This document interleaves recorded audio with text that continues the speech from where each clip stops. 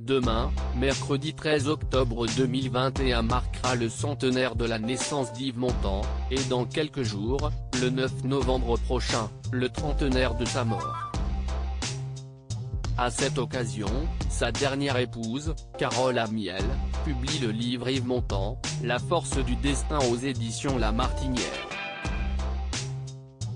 Dans une interview accordée aux Parisiens, celle qui a partagé les 10 dernières années de la vie d'Yves Montand explique ce qui l'a poussé à écrire ce livre, alors qu'elle en avait déjà publié un il y a 10 ans, pour les 20 ans de sa mort.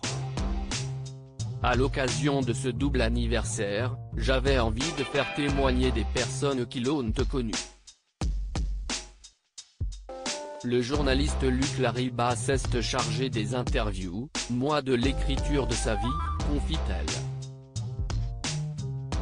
Ce livre est comme une passation, pour faire connaître Yves aux jeunes générations, montrer combien il a marqué son temps, inspiré des carrières comme celle du comédien Pierre Cassignard, des jeunesses comme celle d'Antoine Duléry. Les lecteurs auront la surprise de découvrir de surprenants messages échangés entre Yves Montand et sa très célèbre maîtresse Marilyn Monroe.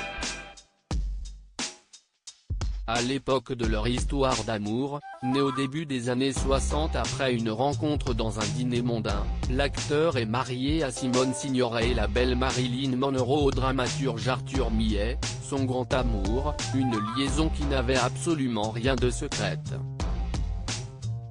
L'américaine fait engager le français pour le tournage du Milliardaire.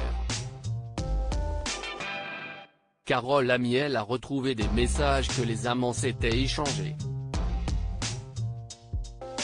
Le livre contient des petits mots, des messages surprenants comme celui de Marilyn accompagné d'un dessin de couple sous la couette, avance le Parisien au cours de l'interview de la veuve d'Yves Montand. Les messages de Marilyn n'ont jamais été publiés, nous les avions retrouvés quand nous avions fait ensemble le tri dans son ancien appartement du 15 place Dauphine, surnommé La Roulotte.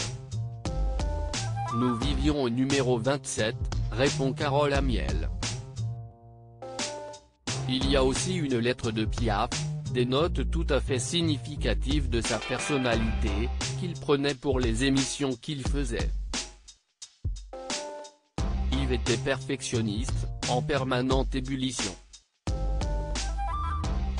Il prenait des notes en permanence. Même 30 ans après sa mort, Yves Montand continue de révéler de nombreux secrets.